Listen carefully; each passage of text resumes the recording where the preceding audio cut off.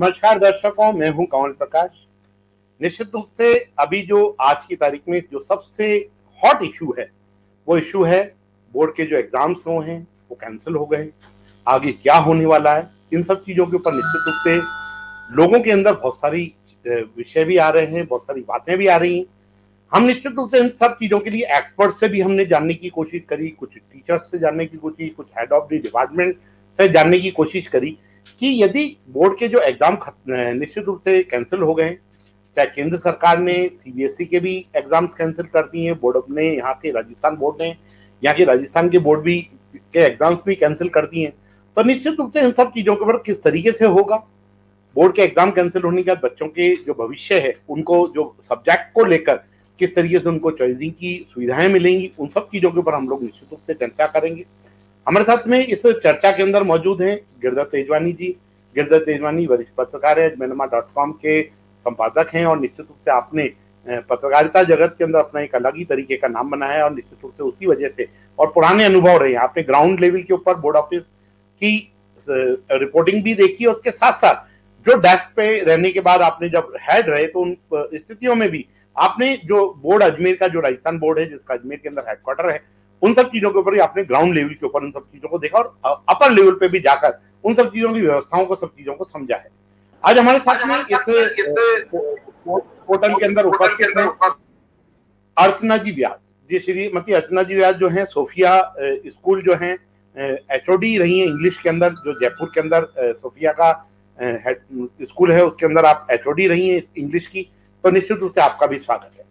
निश्चित रूप से मैं गिरधर भाई साहब इस कार्यक्रम को एक बार अपन निश्चित रूप से दिशा देने के लिए एक बार आपको आमंत्रित करूंगा कि आप बताएं कि जो आपने जो पत्रकारिता का अनुभव किया है उन सब चीजों को आप किस तरीके से देखते हैं, इसके बारे में बताएं। उसके बाद में फिर हम लोग निश्चित रूप से आपसे भी जानकारी लेंगे और उसके अलावा जो आज निशा शर्मा जी और श्रीमती रश्मि जी हमारे साथ जुड़ने वाली हैं, उनसे भी हम सब चीजों के बारे में जानकारी लेंगे। मैं सबसे पहले निवेदन करूंगा गिरधर तेजवानी जी को इसके बारे में एक बार प्रकाश डालें। जी गिरधर जी नमस्कार।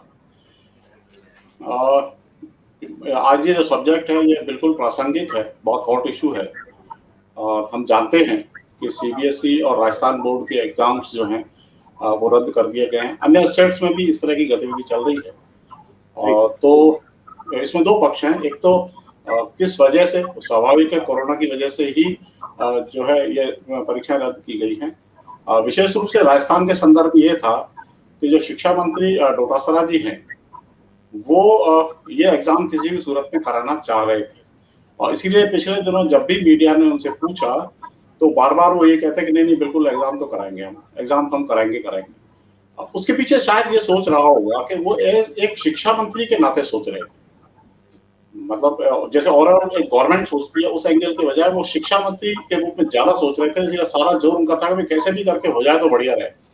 शायद उसके पीछे ये भी सोच रहा हो कोई कोरोना काल अब पीक खत्म हो गया है और इसके बाद में यदि वो ठीक से इतने बड़े पैमाने की जो परीक्षा है जिसमें तकरीबन 12-13 लाख बच्चे 10th में और 8-1 लाख जो है 12वीं में बैठते हैं और उसको यदि वो एग्जाम को सफलतापूर्वक करवा लेते हैं तो उनको एक बहुत बड़ी क्रेडिट मिलेगी। शायद इस कारण भी उनका दबाव इस पर था।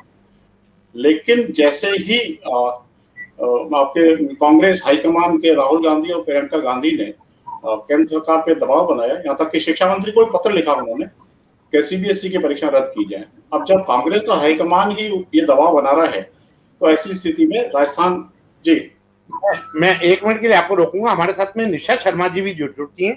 जो निशा शर्मा जी एयरपोर्ट स्कूल जो मिलिट्री का स्कूल है उससे जुड़ी हुई हैं और आप भी हमारे साथ में जुड़ी हुई हैं। नमस्कार, आपका स्वागत है। नमस्कार। आप फोन अपना कहीं पे भी एक बार रख दें, हम लोग निश्चित रूप से, क्योंकि हम चर्चा में आपको शामिल करना चाहते थे जिससे डिस्कशन होने में आराम रहे। जी धन्यवाद। गिरधर आपकी आवाज अधूरी रुक गई, बात जी बताएं। जी ठीक है सर, ओके जी। तो खैर कुल मिला के उनके ऊपर दबाव था ही और कल जो है मंत्रिमंडल की मीटिंग में निर्णय हो गया। अब जो दूसरा पार्ट है कि परीक्षा रद्द करने से क्या होगा, मतलब एक बहुत बड़ा सवाल ये खड़ा हो गया कि इतना बड़ा एग्जाम यदि रद्द होता है तो उसमें बच्चों को प्रमोट करने के लिए क्या फॉर्मूला अपनाया जाएगा। और आज भी स्थिति ये है कि ना तो सीबीएसई के मामले में डिसाइड हुआ है और राजस्थान का तो निर्णय कल हुआ है, और जाहिर तौर पर राजस्थान बोर्ड भी जो है सीबीएसई की ओर ताक रहा होगा कि वो किस तरह का फार्मूला बनाते हैं कि बच्चों को प्रमोट कैसे किया जाए। तो वो एक बहुत बड़ी समस्या है। हालांकि उसके बहुत सारे विकल्प हैं, उन पे विकल्पों पे चर्चा हो रही है और उन्हीं में से किसी एक विकल्प पे सरकार को जाना होगा। लेकिन ये एक बहुत बड़ी समस्या है, इससे जुड़े हुए बहुत सारी बातें इससे जुड़ी हुई हैं। जहां तक मेरी जानकारी है, एग्जाम जैसे ही रद्द होने की घोषणा हुई उसके साथ ही कई बच्चे तो ऐसे थे जिनके अंदर खुशी आ गई कि चलो चला एग्जाम चला, अब हम आराम से रहेंगे। एक तो इस तरह के बच्चे थे जी। और ऐसे बच्चे भी मेरी जानकारी में हैं जिन लोगों को बहुत मायूसी हुई, अफसोस हुआ, क्योंकि उन्होंने तैयारी बहुत अच्छी कर रखी थी और उनको लगा था कि इस बार हमने जो मेहनत की है उससे हम अच्छे परसेंटेज लेके आएंगे। ये ठीक उसी तरह से है जैसे कोई व्यक्ति अपनी बीवी को कहे कि चलो मैं आज तुमको मूवी दिखाने लेके चलता हूँ या घुमाने लेके चलता हूँ, और आखिर में क्या अचानक क्या सब कार्यक्रम रद्द हो गया, तो पत्नी को कैसा फील होता है। ठीक तरह से उसी तरह से बच्चों को फील हुआ कि ये क्या हुआ, एग्जाम नहीं होंगे, तो सारी मेहनत बेकार चली गई हमारी, इससे तो एग्जाम हो जाता तो ठीक रहता। इस सोच के भी बच्चे हैं। उसी से जुड़ी एक और बात भी मैं करूंगा कि जो हमारे यहाँ पैनल में बैठे हैं विशेषज्ञ, वो उस पर थोड़ा प्रकाश डालने की कोशिश करें कि क्या इस विकल्प पर भी विचार हो सकता है या विचार चल रहा है कि जो बच्चे अच्छे परसेंटेज लाना चाहते हैं, जिनकी इच्छा है कि हम अच्छे मार्क्स लाके आगे जो कई तरह के कॉम्पिटिटिव एग्जाम्स हैं, प्रोफेशनल कोर्सेज हैं, उनमें हम बेटर पोजीशन में जाएं, तो क्या उनके लिए कोई विकल्प छोड़ा गया है क्या, या छोड़ना चाहिए क्या? भले अभी नहीं, 2 महीने बाद उनके एग्जाम करा लें। यदि जो चाहता है, ऑप्शन हो कि कोई चाहता है मेरे को परसेंटेज बढ़ाने, तो उसको चांस दिया जाए। इस तरह का एक विकल्प कहीं से आया था, तो मैंने कहा आपसे चर्चा करूं। बात को हम अब और बढ़ाएंगे। हमारे साथ विशेषज्ञ मौजूद है जो मेरे से ज्यादा इस बारे में जानते हैं, वो इसका खुलासा करेंगे, तो फिर चर्चा आगे बढ़ेगी। जी ये निश्चित रूप से मैं निवेदन करूंगा अर्चना जी व्यास जी से कि कृपया बताएं कि क्या आप इसको किस तरीके से देखती हैं कि जो अभी बोर्ड के जो बच्चों के एग्जाम हुए, चाहे वो सेंट्रल बोर्ड के एग्जाम हो चाहे राजस्थान बोर्ड के एग्जाम हो, उन बच्चों के ऊपर स्थितियां क्या रहेंगी, और एजुकेशन के सिस्टम में इतना जो सिस्टम है, निश्चित रूप से आदमी की बच्चों को बचाना निश्चित रूप से जरूरी था। ऐसा नहीं है कि उनको बच्चों को बचाना जरूरी नहीं था, परंतु कहीं ना कहीं जो 10th का बच्चा है, 12th का बच्चा है, पूरे जीवन के अंदर संघर्ष करके इस स्थिति के अंदर पहुंचता है, और उसका जो जीवन है वो आगे आने वाले समय के अंदर एक अलग तरीके का बदलाव आने वाला होता है, और निश्चित रूप से उसके ऊपर सारी स्थितियां होती है। वो आने वाला जो जीवन है वहीं से तय करता है। इसके बारे में आपका क्या मानना है, क्या बोलते हैं? जी नमस्कार। जी नमस्कार। मैं ऐसा महसूस करती हूँ कि किसी भी विषय को पढ़ना जो 12वीं के बच्चे पढ़ते हैं, 12th के students when they study, they do not study, actually they do not study just to get a degree. एक 12th की डिग्री, सीनियर सेकेंडरी की डिग्री के लिए बच्चे नहीं पढ़ते हैं। बच्चे पढ़ाई करते हैं ज्ञान लेने के लिए, और ये बहुत जरूरी है। और मैं कहूँगी ठीक है 90% बच्चे ऐसे होंगे जो मार्क्स देखते हैं, मगर 10% students they really want to gain knowledge, उनका बहुत बड़ा नुकसान हुआ है। और साथ में उन 90% बच्चों का भी कारण एक ही है कि हम किसी भी क्लास में जाएं, अगर हमने वहां ज्ञान प्राप्त नहीं किया, सिर्फ मार्कशीट प्राप्त की, तो फिर हम बाजार से ही खरीद लेते। पहली चीज, जैसे 10th के एग्जाम कैंसिल हुए या 12th के एग्जाम कैंसिल हुए, मेरे हिसाब से कोई और फॉर्मूला निकालना चाहिए था जिससे बच्चे पढ़ते और पढ़कर ऑनलाइन एग्जाम देते। जब हम पेमेंट ऑनलाइन कर सकते हैं, जब हम आपसे बात ऑनलाइन कर सकते हैं, जब हम बहुत सारी चीजें ऑनलाइन कर सकते हैं, तो हम एग्जाम ऑनलाइन क्यों नहीं कर सकते हैं? उसके लिए आप बच्चों को क्यों डिप्राइव कर रहे हैं? आपको एक बात बताती हूँ, जो बहुत इंटेलिजेंट बच्चे हैं वो इसलिए डिप्राइव हुए क्योंकि उन लोगों को अब ये भय हो गया कि हम मेडिकल में जा पाएंगे या नहीं, आईआईटी में जा पाएंगे या नहीं, और आगे की भी बहुत सारी समस्याएं उनके दिमाग में आ गई। और दूसरी तरफ वो बच्चे जो होम एग्जाम में बिल्कुल मेहनत नहीं करते मगर बोर्ड्स में बहुत अच्छा कर जाते हैं, वो बोर्ड्स का वेट कर रहे थे कि हम उस वक्त मेहनत करके अच्छा कर जाएंगे। तो अब उनके लिए तो ये हो गया, ना खुदाई मिला, ना मिसाले सनम, और ना ज्ञान मिला, और डिग्री भी क्या मिलेगी, एक मीडियोकर की। आप समझ रहे हैं इस बात को कितना बड़ा नुकसान होगा इस देश को कि आगे वाली जो पीढ़ी है उसे ज्ञान ही नहीं होगा। हमारे बाद जो बच्चे आएंगे उन्हें आधी से ज्यादा चीजें मालूम ही नहीं होंगी। अधूरा ज्ञान खतरनाक, मेरे हिसाब से ये है। इसलिए एक कॉमन एग्जामिनेशन सिस्टम बनाना चाहिए था online. Yes sir, common examination system जिसके अंदर जी इनके विकल्पों पे जी आप इनके विकल्पों पर भी थोड़ा विस्तार से प्रकाश डालिए। अभी आपने दो जो विषय उठाए हैं, मैं सोच रहा हूँ कि लगे हाथ उन पे थोड़ी बात कर लूं ताकि फिर और सब्जेक्ट्स पे चले जाएंगे हम। एक तो आपने जो बात कही है उसमें थोड़ा मैं संशोधन कर रहा हूँ। आप बिल्कुल मैं मानता हूँ कि ये हम जो पढ़ाई करते हैं उससे हमारा ज्ञान बढ़ता है। ज्ञान का मतलब दुनिया के बारे में जानकारी, अलग अलग फील्ड्स के बारे में जानकारी, अब तक दुनिया में क्या हुआ है, इसीलिए तो उस तरह के पाठ्यक्रम बनाए जाते हैं। उसको इतिहास के बारे में जानकारी हो, उसको साइंस के बारे में जानकारी हो, उसको मैथ्स के बारे में जानकारी हो।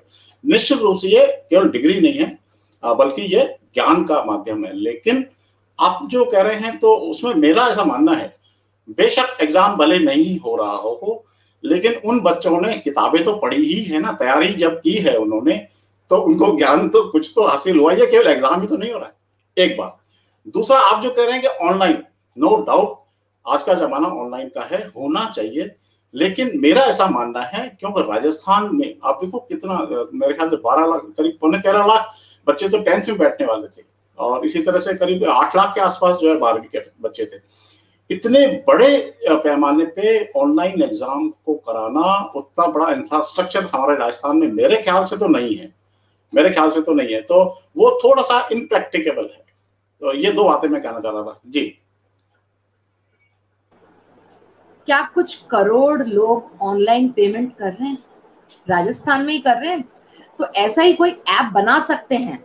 देखिए आईटी सेक्टर बहुत डेवलप हो चुका है, और अगर हम ये कहें कि नहीं हम ऐसा ऐप नहीं बना सकते, ऐप बनाइए। पर और एक चीज, जितने भी स्कूल है, मैं कहती हूँ एक नेशनल लेवल ऐप बनना चाहिए जिसके अंदर की ऑल ओवर इंडिया के अंदर different humanities, biology, mathematics, what ever department, commerce department, सबका अलग अलग 200 क्वेश्चंस का मल्टीपल चॉइस एक क्वेश्चन पेपर तैयार हो और उसमें जो बच्चों को मार्क्स मिलते हैं वो ऑल ओवर इंडिया ही नहीं, ऑल ओवर वर्ल्ड एप्लीकेबल हो। तो बच्चे 12th के इतने पैनिक नहीं करेंगे कि अब हमारा क्या होगा। ये मेरा विचार है। क्योंकि देखिए मैं मानती हूँ कि ज्ञान भी है, ज्ञान तो मैं मानती हूँ कि ज्ञान के बिना कोई फायदा नहीं है। It's useless even to think about getting a degree. आप सोचिए अगर किसी इंसान को ज्ञान ही नहीं है और वो डॉक्टर बन गया तो खतरनाक है। मतलब आप सोच भी नहीं सकते क्या हो सकता है इंसानों के साथ। और ऐसे ही एक टीचर, ऐसे कहते हैं डॉक्टर की गलती तो आपको ग्रेवयार्ड ले जाती है, मगर एक टीचर की गलती कहाँ ले जाती है? बच्चों को, पूरी जनरेशन को खराब कर देती है। और वही हो रहा है। क्योंकि आप क्या सोचते हैं ऑनलाइन अच्छे से पढ़ाई हो रही है? क्या सब बच्चों ने अच्छे से क्लास अटेंड की होगी? क्या सब टीचर्स ने अच्छे से पढ़ाया होगा? मैं टीचर होते हुए कहती हूँ कि नहीं पढ़ाया होगा और ना बच्चों ने पढ़ा होगा। मेरे को मालूम है बहुत से टीचर्स मुझसे सेम वाली राय नहीं रखेंगे। I know they will be angry, I am already sorry, but remember one thing, truth is truth, truth is truth. इससे हम पीछे नहीं हट सकते हैं। क्योंकि आधे से ज्यादा टीचर्स तो टेक्नो फ्रेंडली नहीं थे, आधे उनको टेक्नो फ्रेंडली होने में लग गया। कुछ स्कूल्स ने फ्री एप्स लेने की कोशिश करी तो सर्वर डाउन मिला, क्लास कभी लगी कभी नहीं लगी, ऐसे ही होता रहा। और एक चीज बताऊं, तुलसीदास जी कहकर गए, भयबिन होत न प्रीत। जैसे टीचर क्लास से जाती है बच्चे शोर मचाते हैं, क्यों टीचर की जरूरत है फिर क्लास में? कंप्यूटर पर ही पढ़ा दे।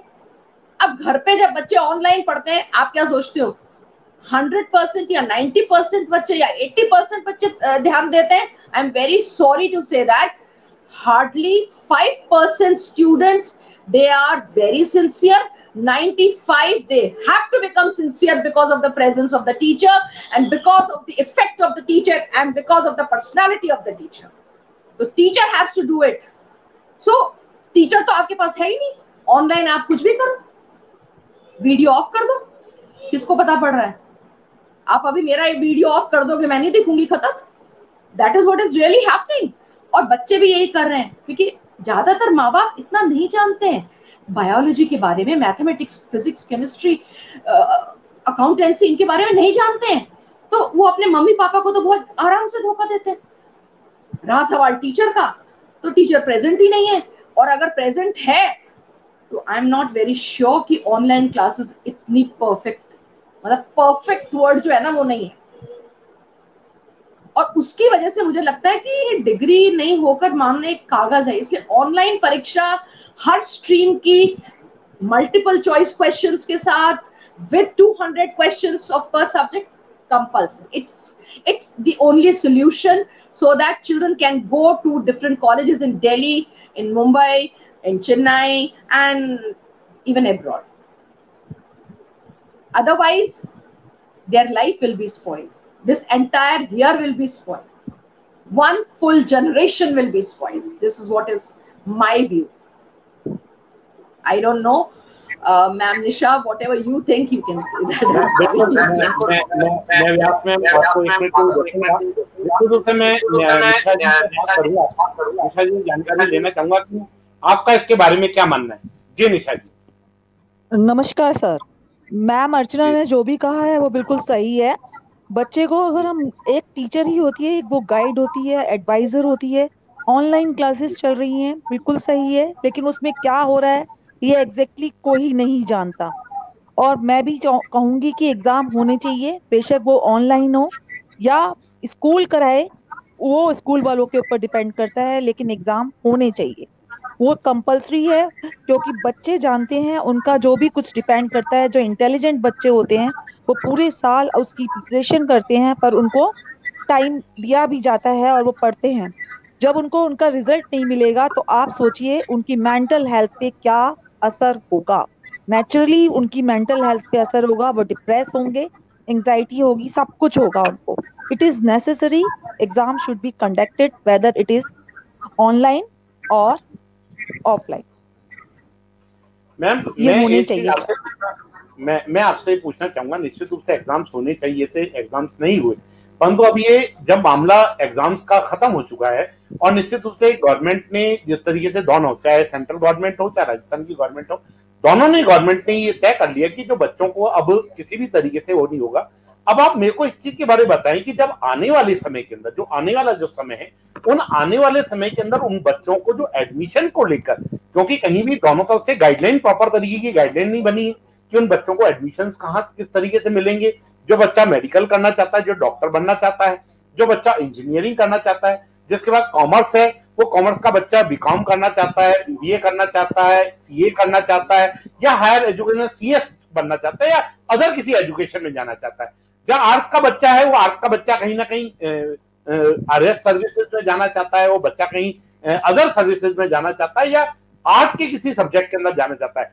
वो कहीं ना कहीं उन सब चीजों की, कई जगह आप जानते हैं कि जो परसेंटेज का जो सिस्टम रहा है, बड़े जो जितने भी बड़े कॉलेजेस हैं, उन बड़े कॉलेजेस में स्थितियां ये हैं कि 90% से ऊपर वाले लोगों को एडमिशन मिलता था। मैंने तो यहाँ तक का देखा, पिछले समय तो ऐसा हो रहा था कि 95% जिनकी एजुकेशन थी, जिससे 95% जिन बच्चों को आया था, उन बच्चों को एडमिशन मिले थे। उन बच्चों का जीवन के बारे में निश्चित रूप से इतना बड़ा प्रश्न चिन्ह आके खड़ा हो गया कि वो बच्चे जब उसके बराबर के अंदर स्थिति, वो 10th में हो सकता है कि किसी कारण से उसको 10th के अंदर उतने नंबर नहीं मिल पाए हो, 11th के अंदर, जब पिछले साल में कितने दिन तो स्कूल, 12th की कितने दिन तो स्कूल चालू हुई, 11th की भी स्थितियां पिछले साल की यही थी। आपको मालूम है कितने दिन ऑनलाइन के अंदर ही बच्चे ने पढ़ाई करी।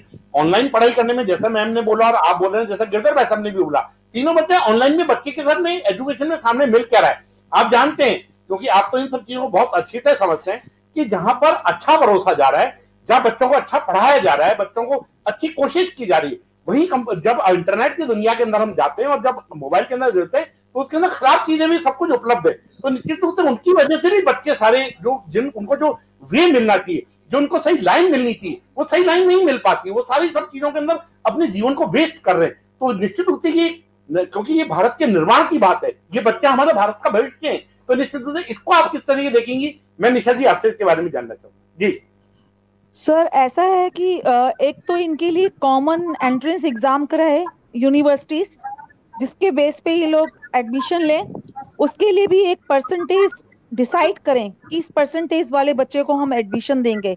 ऐसा नहीं होना चाहिए जो बच्चे इंटेलिजेंट है वो किसी भी चीज से दूर हो जाए। इंटेलिजेंट बच्चों को बिल्कुल भी उनके साथ में गलत नहीं होना चाहिए। जो 2-2 3-3 साल से कोचिंग ले रहे हैं उन बच्चों के बारे में तो गवर्नमेंट को सोचना ही चाहिए, और उसके लिए कोई ना कोई ऐसा रास्ता निकालना चाहिए जिससे कि बच्चों को कोई भी लॉस ना हो। इसमें लॉस ज्यादा हो रहा है बच्चों को, इंटेलिजेंट बच्चे बेचारे, और वो बच्चे जो पूरे साल पढ़ते नहीं है, सिर्फ बोर्ड के एग्जाम के लिए वेट करते हैं कि अब हम करके दिखाएंगे। उन बच्चों के लिए कोई ना कोई ऐसा सोल्यूशन निकालना चाहिए जिससे कि इन बच्चों को कोई भी लॉस ना हो। इसके लिए एक तो यूनिवर्सिटीज ले सकती हैं कॉमन एंट्रेंस एग्जाम, उसके बाद में उनके मेन सब्जेक्ट्स का एग्जाम जिसमें वो लोग जिस फील्ड में वो जाना चाहते हैं। मेरे ख्याल से तो ये सबसे बेटर ऑप्शन है कि वो उस फील्ड में जाना चाहते हैं उसके लिए एक एग्जाम कंडक्ट करना चाहिए, चाहे वो ऑनलाइन हो चाहे ऑफलाइन हो। बेटर यही है कि ऑनलाइन हो, क्योंकि अभी जैसे कोरोना कोविड-19 चल रहा है, ऑनलाइन एग्जाम होगा तो बेटर रहेगा। बच्चा एक्सप्रेस कर पाएगा अपने आप को, और उसको हम लोग उनकी मेंटल हेल्थ से इशू से भी निकाल पाएंगे। जी बिल्कुल। हमारे लगातार एक दर्शक का जो एक प्रश्न आ रहा है वो मैं, क्योंकि आप दोनों अभी इस समय रिटायर हैं इसलिए बात करने में आपको दोनों को आसानी भी रहेगी। वो कह रहे हैं कि शिक्षा के सवाल करती है, नहीं सॉरी, उन्होंने लिखा है कि जो शिक्षा है उसको, सॉरी ये बार बार उन्होंने एक बार उन्होंने पहले दूसरी चीज कही थी। उन्होंने लिखा है कि शिक्षा व शिक्षक दोनों राजनीतिकरण पनपने दिया। निश्चित रूप से जो राजनीतिकरण है वो ज्यादा हावी हो गया उस एजुकेशन के ऊपर। निश्चित रूप पहले निशा जी आपसे मैं जवाब चाहूंगा, उसके बाद में फिर मैं बात अर्चना जी से करना चाहूंगा। क्या बोलते हैं इसके बारे में? जी सर, ये बात सही है कि राजनीतिक तो आई गई है शिक्षा में, ये तो आप भी जानते हैं अच्छी तरह से। हर तरह के तरीके से गवर्नमेंट बच्चों का भी बेनिफिट उठा रही है। ऑनलाइन क्लासेस हो रही हैं, ऑनलाइन क्लासेस में आपने भी शायद न्यूज़पेपर में पढ़ा होगा, कई स्कूल्स के बच्चे क्या कर रहे हैं वो भी न्यूज़पेपर में आता रहता है। अभी लेटेस्ट न्यूज थी किसी स्कूल की जिसमें कहा गया कि बच्चे ने ऑनलाइन क्लासेस में क्या किया, उसकी वीडियोस बनाई और वो शायद वायरल भी हुई थी, वो भी आया था। तो इसलिए जरूरी है शिक्षा को तो कम से कम राजनीतिक में ना ही लाए तो ज्यादा सही। अर्चना जी आप इसको किस तरीके से देखती हैं, इसके बारे में एक बार आप बताएं, फिर उसका जगन डॉक्टर। मैं शिक्षा को हमेशा एक चीज से जोड़ती हूँ और वो है वैल्यूज। जब हम पढ़ाते हैं कभी भी डायरेक्ट बायोलॉजी का चैप्टर स्टार्ट नहीं कर देते। जब हम पढ़ाते हैं तो बीच बीच में बच्चों को कुछ ऐसी बात बोल देते हैं कि बच्चा जो है कुछ ना कुछ सीख लेता है। और याद रखिए, टीचर है या हम जब बोलते रहते हैं, बच्चों से बात करते रहते हैं, तो बच्चे हमसे बहुत कुछ सीखते हैं। और हमारा और बच्चों का जो संबंध है, the relationship between the teacher and the taught is a very pure relationship. उसके अंदर पॉलिटिकल इंटरफेरेंस की तो वैसे जरूरत है भी नहीं, और अगर पॉलिटिकल इंटरफेरेंस हो रहा है जैसा कि मैं सब तरफ देख रही हूँ, तो मुझे ऐसा महसूस होता है जैसे politicians are not performing their duties properly. Rather, they are not listening to the voice of their conscience. वो कहती रहती है, कॉन्शियंस की आवाज हर आदमी को कहती है, तो पॉलिटिशियंस को क्यों नहीं कहती है कि आप बच्चों को बीच में ना घसीटे, आने वाली जनरेशन को बीच में ना घसीटे, मगर घसीट रहे हैं। और नतीजा उसका क्या हो रहा है कि भाई ये पार्टी अपने वोट पक्के करने के लिए या वो पार्टी अपने वोट पक्के करने के लिए बच्चों के या तो एग्जाम कैंसिल कर दो, बच्चों के एग्जाम कर दो। नहीं, हमें एक प्रॉपर मैच्योर डिसीजन लेना होना चाहिए, एक वाइज डिसीजन लेना होना चाहिए। Yes, life is the most important thing in life. Corona निश्चित रूप से बच्चों के लिए बहुत मुश्किल है, क्योंकि अगर बच्चों को कुछ हो गया तो जनरेशन का क्या? हम तो डायनासोर्स के रास्ते चले जाएंगे, सिंपल बात है। मगर ये कोरोना ज्यादा कुछ लेकर नहीं जाएगा अगर ऑनलाइन एग्जाम हो जाते हैं और बच्चों को बैठकर पढ़ने की एक वो होगी प्रेरणा। अगर जो बच्चे पढ़ते ही नहीं है, देखिए आप, जो बच्चे नहीं पढ़ते हैं ना, वो भी परीक्षा के कारण पढ़ लेते हैं, तो थोड़ा उनको ज्ञान मिलता है। थोड़ा बहुत पढ़ते हैं ना, तो पता है क्या होता है, चाहे वो इंग्लिश का लेसन हो, चाहे हिंदी का हो, चाहे सोशल स्टडीज का हो, चाहे वो फिर बायोलॉजी हो, फिजिक्स हो, केमिस्ट्री हो, अकाउंटेंसी हो, कुछ भी हो, बीएसटी हो, कहीं ना कुछ वैल्यूज जरूर सीखते हैं। और उनके अंदर एजुकेशन देखिए, एजुकेशन का मतलब ये नहीं होता है कि मेरे को मेरा लेसन पूरा याद है। एजुकेशन का मतलब होता है कि जब वो लेसन खत्म हो गया उसके बाद भी मुझे बहुत कुछ याद है। वो जो एजुकेशन, वो रियल एजुकेशन है, वो बच्चे मिस कर रहे हैं। और उसका रीजन क्या हो रहा है कि ऑनलाइन क्लासेस के अंदर बच्चे जो बदतमीजी कर रहे हैं, वो घर पे कोई मॉनिटर करने वाला नहीं होता है। देखिए, पेरेंट्स के भी अपनी जॉब्स है, we need to understand, parents की अपनी जॉब है। They can not just follow 12th class students all the time और 10th class students all the time. और जिन बच्चों ने 11th अच्छे से नहीं करी, आप क्या सोचते हैं वो 12th कैसे करेंगे? बेसिक्स ही नहीं हुए बेचारे बच्चों के। ये बहुत सारी समस्याएं हैं और इसका रीजन है कि बच्चे बहुत सफर कर रहे हैं, बहुत ज्यादा सफर कर रहे हैं। और इसके अंदर पॉलिटिशियंस को तो इंटरफेयर करने की कोई जरूरत ही नहीं है। मैं ऐसा मानती हूँ कि जो एजुकेटर्स हैं, काउंसलर्स हैं, उनकी एक कमेटी बनाओ अच्छी सी, और वो लोग मिलकर और एक वाइज डिसीजन लें कि भाई किस तरीके से कॉमन एप्टीट्यूड टेस्ट किया जाए और which can be applicable around the world or around your country, so that if children want to get admission in any college, they can go and they can, you know, at least do something. And we have this whole June, we can do it. Bharat तो वो देश है जो एक दिन में बहुत कुछ कर सकता है। और फिर नरेंद्र मोदी हैं प्राइम मिनिस्टर, मैंने देखा है अक्सर उनको, उनकी आंखों में दर्द देखा है मन की बात जब करते हैं, तो मुझे ऐसा महसूस होता है। मैं ना बीजेपी माइंडेड हूँ, ना कांग्रेस माइंडेड, कांग्रेस की फैमिली से हूँ, ना मैं किसी भी उससे हूँ। मैं सिर्फ इतना जानती हूँ कि पॉलिटिशियंस को कोई जरूरत नहीं है इन सब के लिए। इन सब के लिए हमें एजुकेटर्स एंड काउंसलर्स की जरूरत है, मनोचिकित्सक की जरूरत है, क्योंकि ये सारे लोग मिलकर बहुत कुछ, पत्रकार हैं जैसे, क्योंकि पत्रकार को मतलब विस्तृत ज्ञान होता है कि पूरी दुनिया में क्या हो रहा है। तो ऐसे लोगों की जब एक सभा होगी और वहां जब वो लोग बात करेंगे, तो मेरे ख्याल से बच्चों के लिए बहुत अच्छा डिसीजन वो लोग निकाल पाएंगे। और जहां तक मैंने ये सोचा एक कॉमन एप्टीट्यूड टेस्ट ही शायद बच्चों को पढ़ने की प्रेरणा दे, क्योंकि अक्सर बच्चे पढ़ नहीं रहे हैं। I am very sorry, websites देख रहे हैं, टीवी देख रहे हैं, टाइम वेस्ट कर रहे हैं, या मैं कहूँ टाइम को यूटिलाइज नहीं कर रहे हैं। और जो ब्रिलियंट बच्चे हैं वो घुट रहे हैं अपने अंदर कि इतनी ब्रिलियंस होते हुए, पूरे साल मेहनत करते हुए, उसके बावजूद उनको क्या मिले। तो ये जो चीजें हैं, इनसे बहुत सारे बच्चे कहीं सुसाइड ना कर लें, बहुत डर लगता है। कई दफा कांप उठते हैं क्योंकि एक एक बच्चे को ऐसा प्यार करते हैं जैसे माँ प्यार करती है अपने बच्चे को, इसलिए हमें अपने स्टूडेंट्स की बहुत फिक्र होती है और ऐसा लगता है कहीं आत्महत्या ना कर बैठे बच्चे। मैं एक मिनट के लिए अर्चना जी, मैं निश्चित रूप से गिरधर वैसा आप निश्चित रूप से, क्योंकि कई सारे प्रश्न हमारे, आप आवाज चालू करके एक बार गिरधर वैसा प्रश्न लें। जी गिरधर वैसा।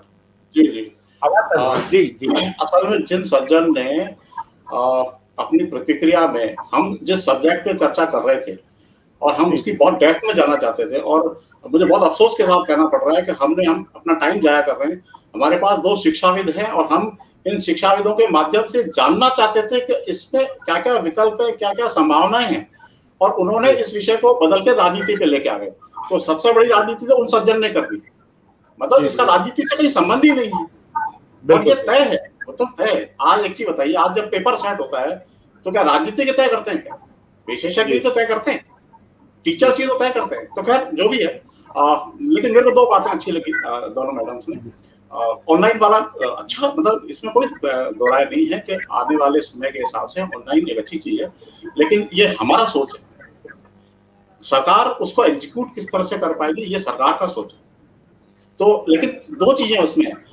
मैडम अर्चना जी ने जो बात कही वो भी बिल्कुल ठीक है, ऐसा हो सकता था, लेकिन अब क्योंकि अब एग्जाम तो रद्द हो गए तो वो नहीं हो सकता। एक जो दूसरी हमारे साथ में निशा जी हैं, उन्होंने एक जोरदार बात कही है कि भाई उसको एंट्रेंस एग्जाम कराया जा सकता है, वो एक विकल्प हो सकता है, ताकि उसको रोक, मतलब कहीं ना कहीं उसको चेक तो लगे ना कि भाई आगे कैसे जाएगा तू। लेकिन उसमें भी वो दिक्कत वही है, दिक्कत ये है कि प्रैक्टिकली तो एग्जाम हम करा ही नहीं सकते, क्योंकि यदि एग्जाम करा सकते होते तो ये वाला ही करा लेते, फिर एंट्रेंस एग्जाम क्यों। और दूसरा यदि इसको ऑनलाइन कराते हैं तो ऑनलाइन वाले में मेरा फिर भी यही मत है कि ऑनलाइन इतना आसान नहीं है, कहना आसान है, इतना आसान नहीं है। मैं विषय को थोड़ा आगे बढ़ाते हुए जानना चाहता हूँ आपसे कि असल में बच्चों ये अभी जिस तरह के विकल्पों में विचार चल रहा है कि भाई इस तरह से 8th के 50% उसमें जोड़ेंगे और 9th के जो है उसमें 30% जोड़ेंगे, 20% आंतरिक मूल्यांकन के जोड़ेंगे। ये जो भी सिस्टम है, जो भी विकल्प हैं, ये जो विकल्प आ रहे हैं ये कैसे हैं, क्या ठीक है, या इन विकल्पों के अलावा भी कोई मूल्यांकन का तरीका हो सकता है क्या? ये एक्चुअली मैं इस बारे में आपसे जानना चाहता हूँ। जी जी, मैं निशा जी, हाँ एक मिनट, अर्चना जी बोलेंगी। जी बताएं। बहुत आसान तरीका है। बोले अर्चना जी, बोले। अच्छा, उसमें एक चीज और जोड़ रहा हूँ मैं, बहुत आसान तरीका बताऊंगी। इसके साथ एक चीज और जोड़ देता हूँ कि जो यदि आंतरिक मूल्यांकन को जो 20% जोड़ने की बात कही जा रही है, क्या उसका दुरुपयोग हो सकता है क्या? आंतरिक मूल्यांकन को यदि हम, जी हाँ आप एक बार बताइए सर।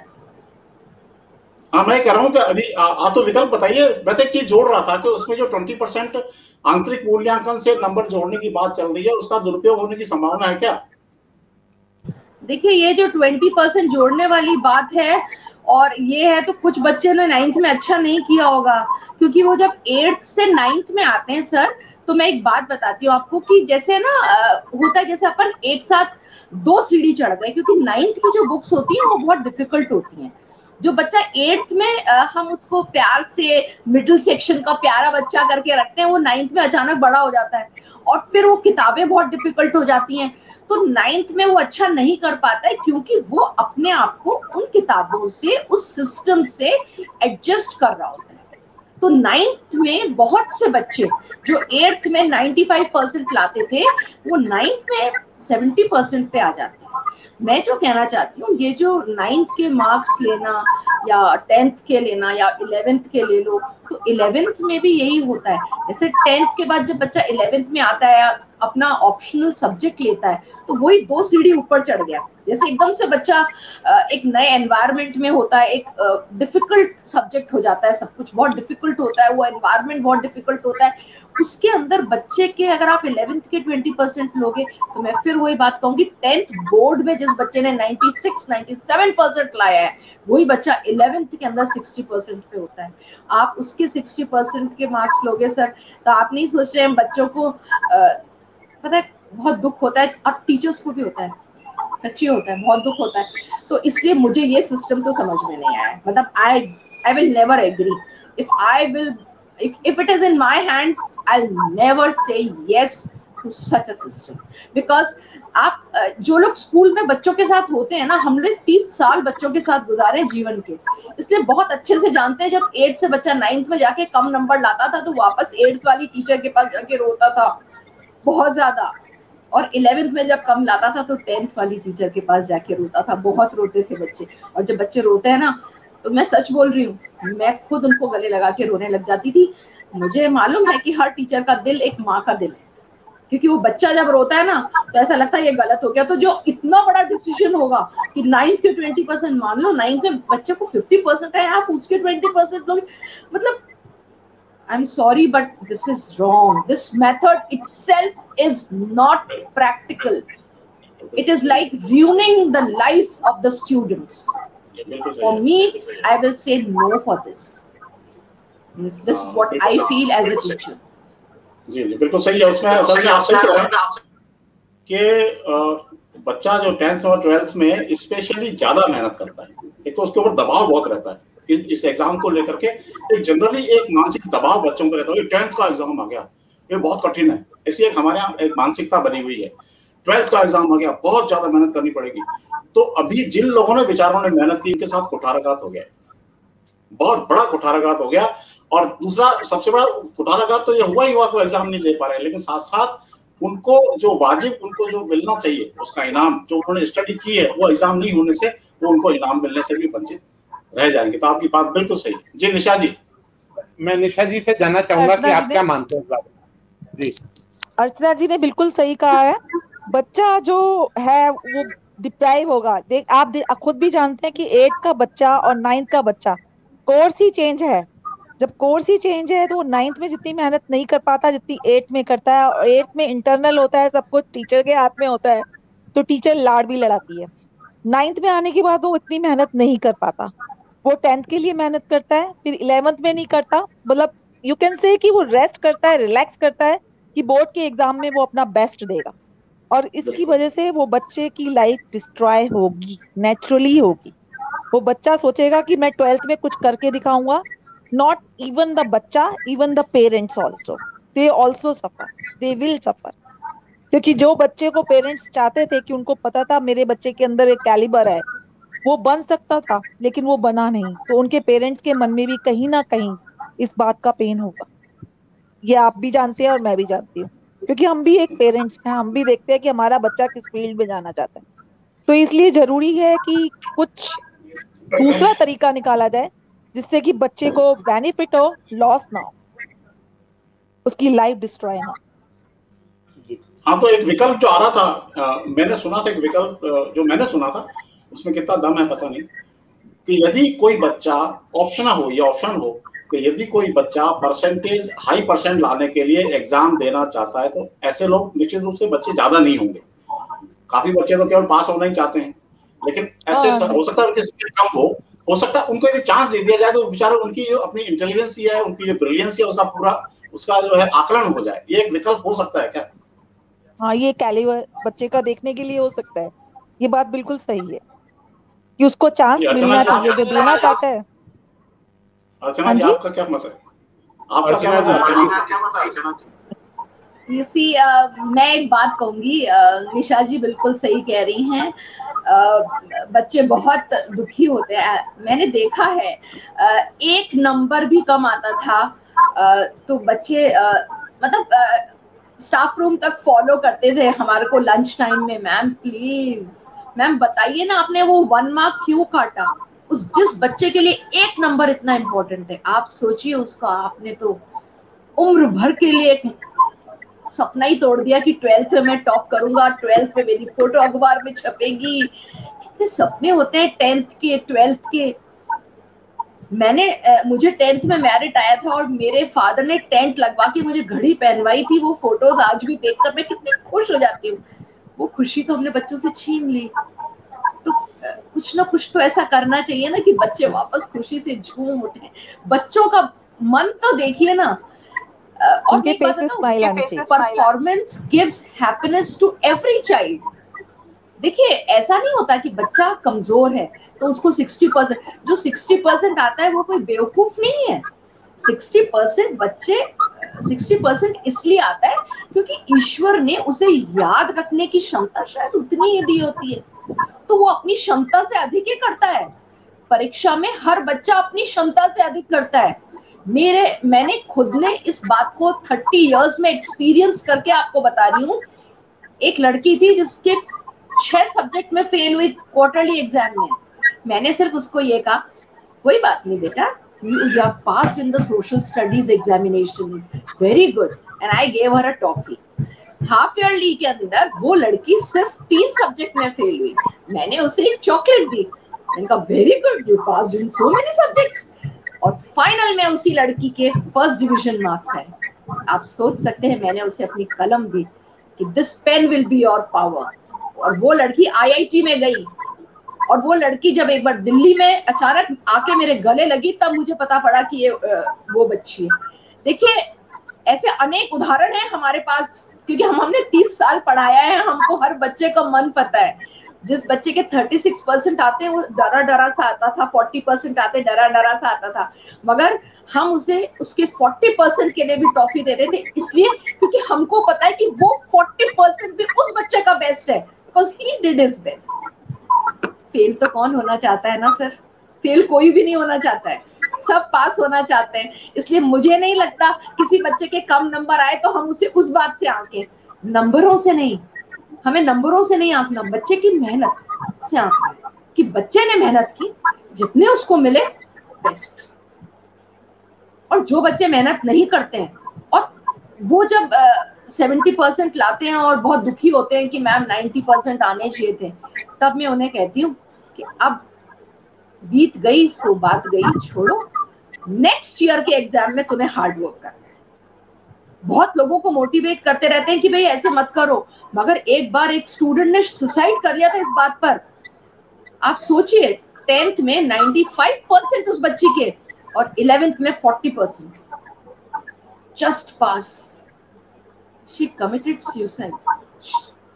और आप बिलीव नहीं करेंगे कि जब मैं उनके घर गई और उनके माता पिता से मिली तो ऐसा असहनीय दुख था कि मैं उन्हें सांत्वना भी नहीं दे सकी, क्योंकि मैं, कहते हैं ना जैसे आदमी शब्दहीन हो जाता है, अब क्या कहूं, ये तो नहीं कह सकती सब ठीक हो जाएगा, किसी का बच्चा चला गया सब ठीक हो जाएगा। तो ऐसा निर्णय ना लें। मैं हमेशा कहती हूँ निर्णय सोच समझ के लें, क्योंकि ये बच्चों का मामला है और बच्चे जो है ना माँ बाप की जान होते हैं, टीचर्स की जान होते हैं, बड़ों की जान होते हैं। ये मैं आपसे रिक्वेस्ट करूंगी कि मैं स्वामी चैनल के थ्रू सबसे रिक्वेस्ट करूंगी, जो भी अथॉरिटीज हैं, जो भी ये निर्णय लेने वाले हैं, कि प्लीज, हर बच्चा कीमती है, बहुत बेशकीमती है, उसके माँ बाप के लिए तो जान का टुकड़ा है। प्लीज ऐसा ना करें कि कोई ऐसा निर्णय ले ले कि बच्चा दुखी हो। बस बच्चे का भविष्य निश्चित रूप से सुनहरा हो, ऐसा निर्णय।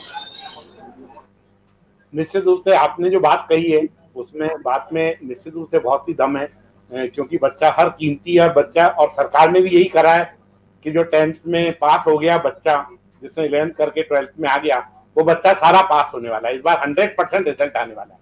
कोई भी ये नहीं है इस बार कोई 98% रिजल्ट आने वाला है। सारे बच्चे पास होंगे मैम, ये तो आपकी तमन्ना पूरी हो रही है।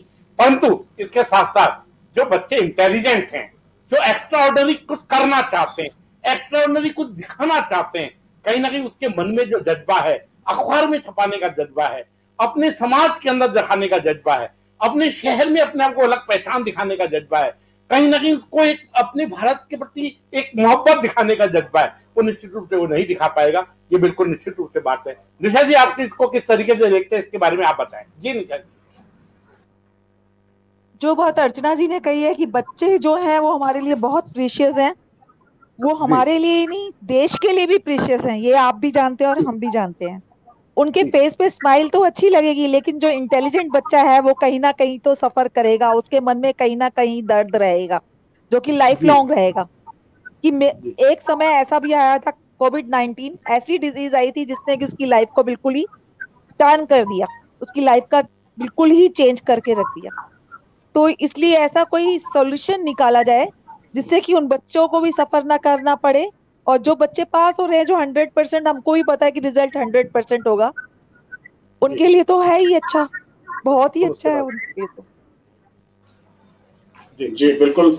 आप जिस दिशा में पहुंचे हैं, अब जिस पड़ाव पे पहुंचे हैं आप दोनों, उसे बिल्कुल स्पष्ट है कि आप अब उसका क्या सॉल्यूशन हो सकता है, ऐसे बच्चों का क्या सॉल्यूशन हो सकता है, उस पर विचार होना चाहिए। और मुझे ऐसा लगता है कि ऐसे पेरेंट्स और बच्चों का जल्द ही एक आध दिन के अंदर हो सकता है सरकार पे दबाव बनने लग जाए कि साहब हमारे साथ तो अन्याय हो गया। ऐसा लगता है मुझे कि शायद दबाव बने। मैं एक बात कहना चाह रहा था, दोनों मैडम ने मतलब क्यों, एक तो क्या है वो महिला है तो वैसे ही माँ तो है ही, और उन्होंने बच्चे के साथ जो अपना रिलेशन जो बताया ना, तो ऐसा लग रहा था जैसे मैडम नहीं बोल रही है, बच्चा बोल रहा है। मतलब बच्चे के अंदर जो चल रहा है ना वो झलक के आ रहा था। मतलब उसमें वैसा नहीं लग रहा था कि मैडम बोल रही है, मेरे को ऐसा लग रहा था बच्चा बोल रहा है, बच्चे के अंदर से जो भावना आ रही है वो बोल रही है। लेकिन ये दुर्भाग्य है हमारा कि आपको अपने जीवन काल में हमें कोरोना का जैसा जो है महामारी का काल देखना पड़ा, और आपका 30 साल 35 साल का एक्सपीरियंस है, और रिटायरमेंट के बाद में आपको ऐसा वक्त देखना पड़ा कि बच्चों के साथ इतना जो है ये कुठाराघात होने जा रहा है।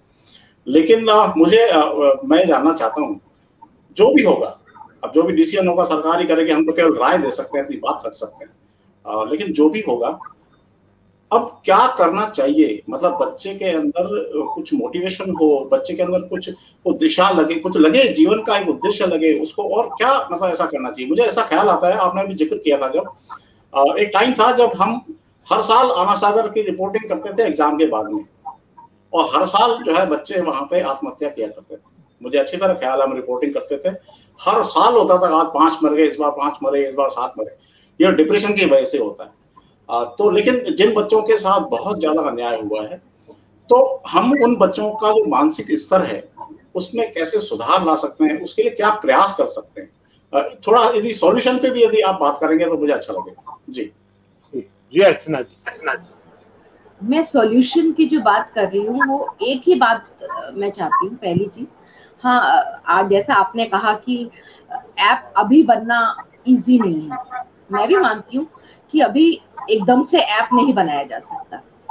हम मेरे हिसाब से जुलाई के मंथ में, क्योंकि कॉलेज अगस्त से स्टार्ट होंगे, मतलब हम तो अच्छा ही सोचेंगे ना, अगस्त में मान लो स्टार्ट होते हैं तो हमारे पास 2 महीने होते हैं। इस 2 महीने में हम बच्चों से ये कहें कि एक कॉमन एप्टीट्यूड टेस्ट लेंगे, सब्जेक्ट मतलब स्ट्रीम वाइज कॉमन और एप्टीट्यूड टेस्ट लेंगे। बेटा आप लोगों को सिर्फ हम बेसिक्स पूछेंगे and we can shorten their syllabus. और एक जैसे कहते हैं ना कि 15 चैप्टर हैं, वहां हमने 8 चैप्टर ले लिए कि बेटा 8 चैप्टर ले लिए हर सब्जेक्ट के, और उसमें से हमने एक जैसे ना ऑनलाइन टीचर्स, मतलब टीचर्स कैन वर्क, इसमें कोई डिफिकल्टी नहीं है। देखिए 200 क्वेश्चंस मल्टीपल चॉइस के होंगे। अब मल्टीपल चॉइस क्वेश्चंस है और बच्चे को करेक्ट जो ABCD है उस पर टिक करना है, तो इमीडिएटली करेक्शन हो जाता है उसका, क्योंकि आंसर्स तो होते हैं कंप्यूटर के पास, तो वो करेक्शन इजीली हो जाएगा। तो मुझे लगता है ये 20 से 25 डेज के बीच के अंदर, या मे बी 30 डेज और 35 डेज, इसके बीच में, मतलब हम जैसे 30 डेज बाद एग्जाम करते हैं, ऑनलाइन ऐसा एग्जाम करते हैं, 30 डेज हम टीचर्स प्लानिंग करते हैं, टीचर्स वर्क हार्ड करके क्वेश्चन पेपर्स बनाते हैं, उस क्वेश्चन पेपर को अप्रूवल मिलता है और उसके साथ सब स्कूल्स में वो भेज दिए जाते हैं, और हर स्कूल के जो टीचर्स हैं वो अपने बच्चों को ऑनलाइन उस एग्जाम के लिए बोलते हैं। अब बच्चा ऑनलाइन एग्जाम दे रहा है, हाथों हाथ करेक्शन हो गया, उसके अंदर ये नहीं है कि वो रबड़ से रब कर रहा है। Once it is done, it is done, बस that which is done can not be undone.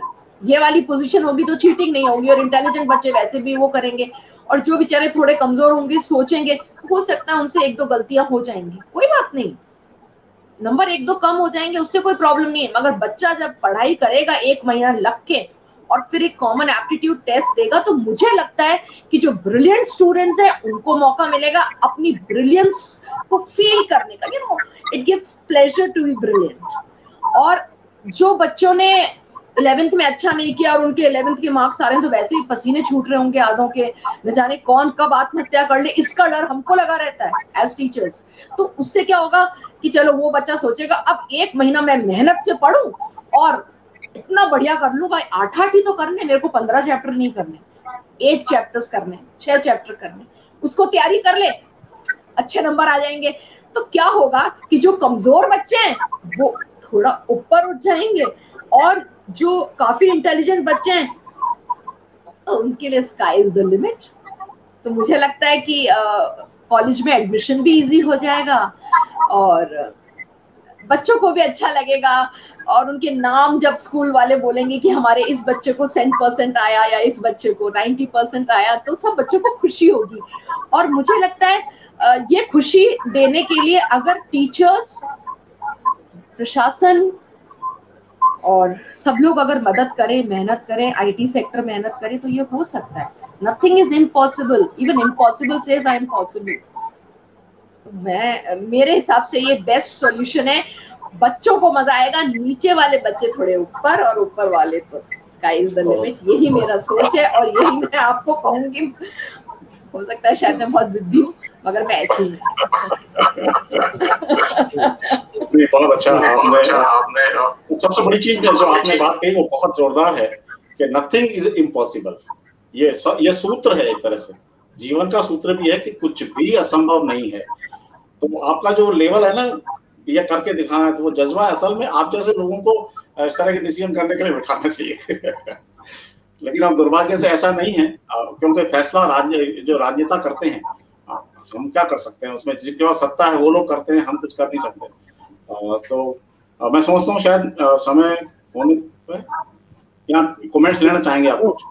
नहीं, कमेंट तो मैंने दिखा दिए, क्योंकि कमेंट अब लेने पॉसिबल नहीं है, वो क्योंकि डिस्प्ले थे और वही उसी सब्जेक्ट से संबंधित है। और निश्चित निशा जी, मैं आपसे जानना चाहूंगा कि आप क्या इस बारे में मानती हैं। निशा जी आप बताएं। जी मैडम अर्चना ने बिल्कुल सही कहा है कि हम लोग मल्टीपल चॉइस के क्वेश्चंस दे सकते हैं, OMR शीट दे सकते हैं जिसपे बच्चा करेगा, जिसको रब नहीं कर पाएगा और उससे इंटेलिजेंट बच्चे एज वेल एज जो वीक बच्चे हैं उन दोनों के लिए ही बेनिफिट है। I agree with her, totally agree, and nothing is impossible. बिल्कुल, दिस इज द ये बहुत motto of my life also.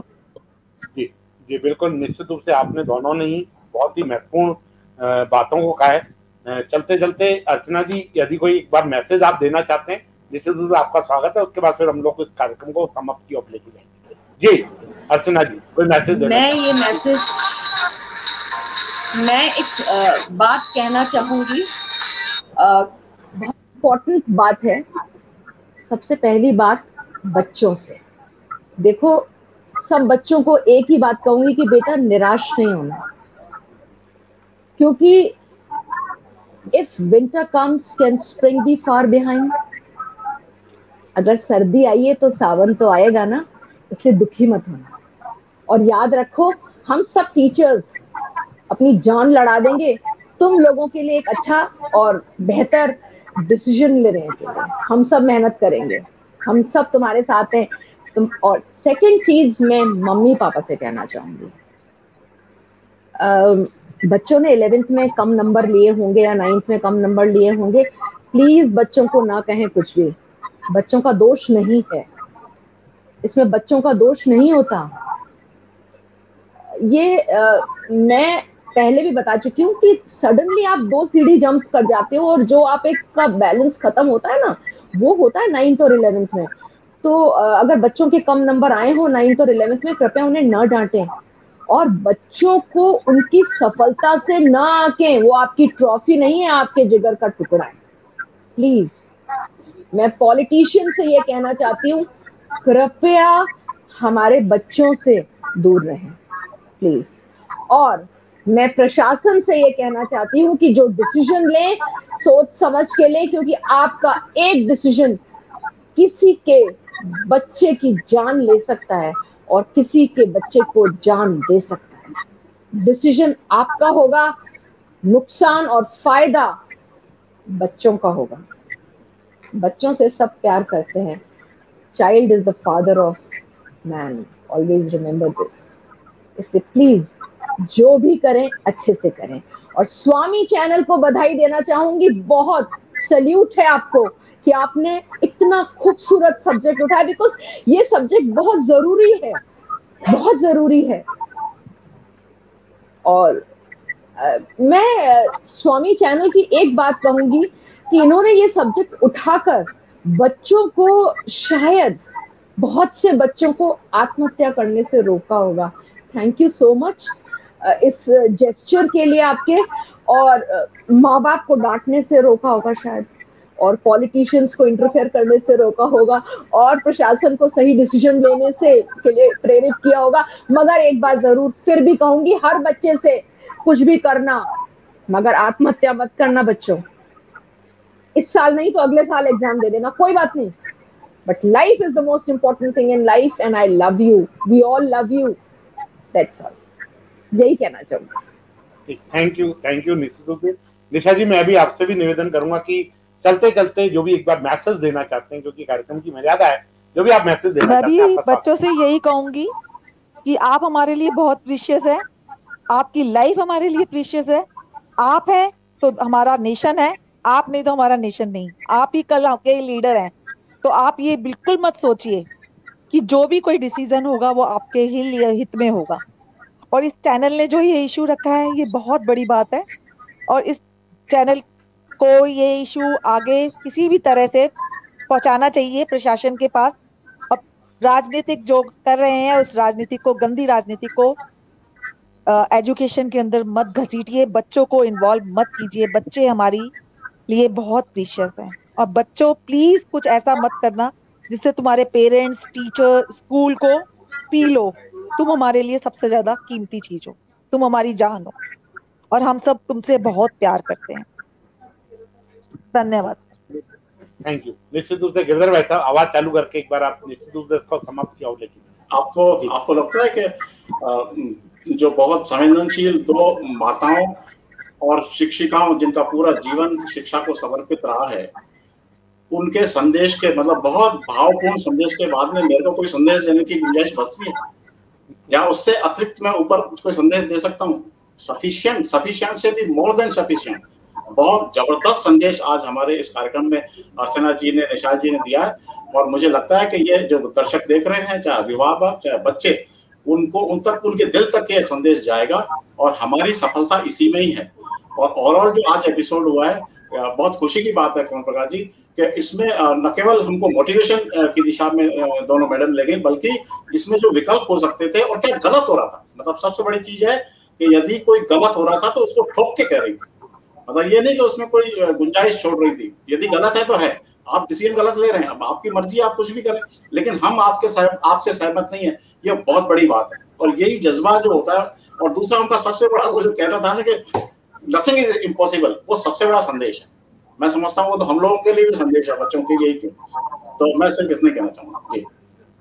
ये निश्चित रूप से बहुत बहुत धन्यवाद गिरधर तेजवानी जी, बहुत बहुत निशा जी, बहुत बहुत धन्यवाद, और निश्चित रूप से बहुत बहुत धन्यवाद रियाज साहब। निश्चित रूप से आज जो हमने ये सारा डिस्कशन किया, उसका निश्चित रूप से निचोड़ यही है, कहीं ना कहीं लोगों के अंदर पॉजिटिविटी आए, उन बच्चों के अंदर पॉजिटिविटी आए, वो बच्चे कहीं ना कहीं आने वाले भविष्य के अंदर विकल्पों पे जो मैडम ने जो सख्त संदेश दिया है, उन सब विकल्पों के ऊपर हम लोग निश्चित रूप से उस तरफ जाएं, उन सब चीजों के ऊपर जाएं।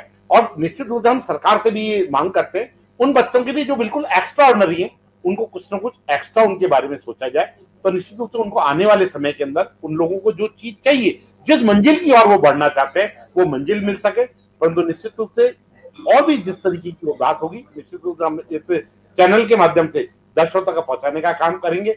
बहुत बहुत धन्यवाद, बहुत बहुत जय हिंद, जय भारत। नमस्कार।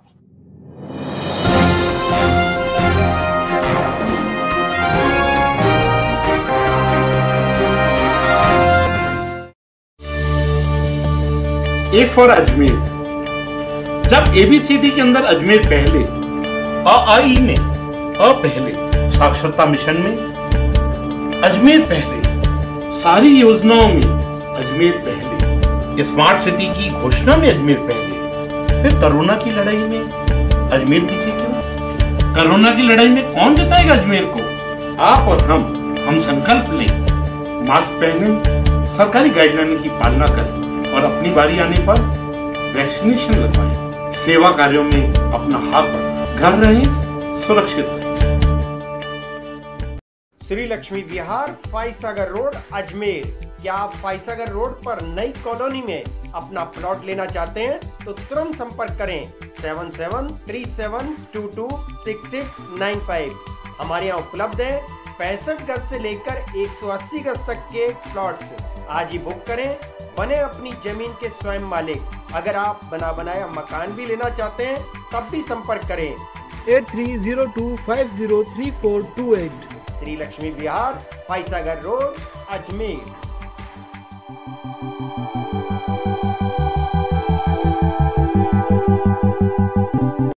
मोबाइल रिपेयरिंग और एसेसरीज की दुनिया में तेजी से उभरता हुआ विश्वसनीय नाम MD mobile solution. Station road स्थित एमडी मोबाइल सॉल्यूशन पर उपलब्ध है एक से बढ़कर एक mobile cover, power bank, charger, glass guard, Gorilla glass, blue matte glass, charging cable, self photo cover, headphone, earphone, Bluetooth, pop socket, mobile tripod, pen drive, memory card, Bluetooth speaker, data cable और flip cover. महंगे mobile टूटने से अब नहीं होना पड़ेगा दुखी। देखिए एमआई का फोन आया है डैमेज, हम इसको रेडी करेंगे। इसका ओनली ऊपर का स्क्रीन ग्लास टूटा हुआ है, हम इसका ग्लास चेंज करेंगे विद वारंटी के साथ। आइए।